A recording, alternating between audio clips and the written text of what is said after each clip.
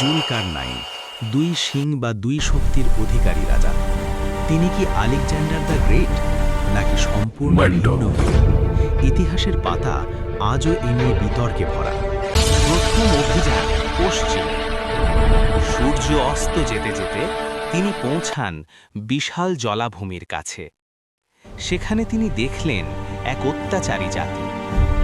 তিনি বললেন, যে অপরাধ করবে শাস্তি পাবে, যে ভালো করবে পুরস্কৃত হবে। এরপর পূর্বে যাত্রা। এখানে মানুষ সূর্যের তাপে জ্বলে যেত। তারা কোনো ছায়াহীন প্রান্তরে বাস করত। তাদের তিনি দিলেন আশ্রয়, শিক্ষা আর নতুন সভ্যতার আলো। অবশেষে দুই পাহাড়ের মাঝে তিনি দেখলেন এক জাতি, যারা যাজুজ মাজুজের আক্রমণে ভীত হয়ে পড়েছিল।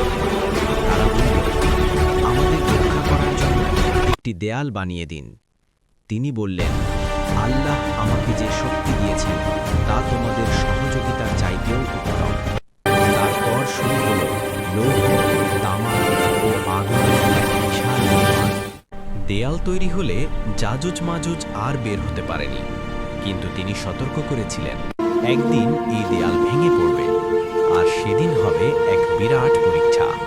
জুলকারনাইন ছিলেন শুধু একজন রাজা নন, একজন ন্যায়পরায়ণ শাসক, একজন যোদ্ধা আর একজন রহস্যময় ব্যক্তিত্ব, যার গল্প আজও আমাদের বিস্মিত করে। এটাই ছিল পৃথিবীর সবচেয়ে শক্তিশালী দেয়ালের সত্য ইতিহাস। আমি পারভেজ কামাল, টাচ হিস্ট্রি।